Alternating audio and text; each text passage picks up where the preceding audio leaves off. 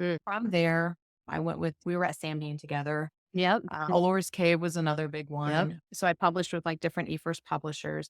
And then as my experience in the publishing industry grew and I had some like sales and stuff under my belt, I did get in with some big trad publishers.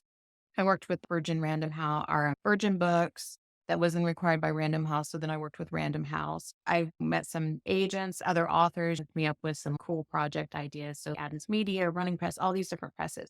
So I did that, the big contract, the big publisher thing for a while.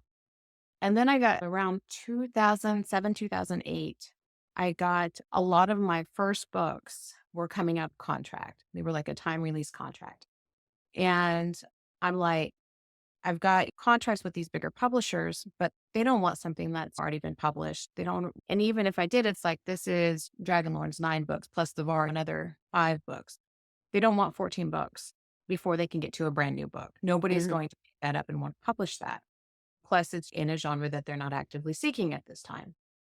So was getting all these books back, and I'm like, what am I going to do? So this was before Amazon's KDP and all Kobo and Nook and all these things that none of that was available. So I just was like, okay, I'm going to sell them on myself. They'll be on my website. I built a store. I put them on the website and I'm just like, here they are. And then we had, I believe, was it Fiction Wise? No.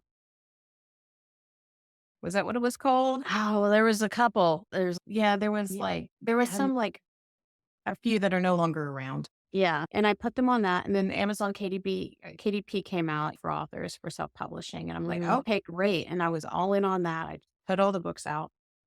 And then that's how my indie career started, or like my hybrid indie career. It got to the point too, is I do have these publishing contracts and these offers.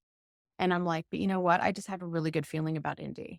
I, Yeah. I I'm like, I like the freedom. I like being able to make decisions. I like being able to say no to a cover that I don't like. All these little things. And I remember people like telling me it wasn't a smart idea. Like, why would you give up these contracts? Why would you do this? Don't know. It's just a fad and all these things. And I would just remember having this really strong feeling about it. And I'm like, you know what? I've got all this backlist anyway. I'm just going to make a go of it. And then I started putting out new stuff. And now we see where the indie market's at. And Mhm. wonderful. And the freedom of it's wonderful.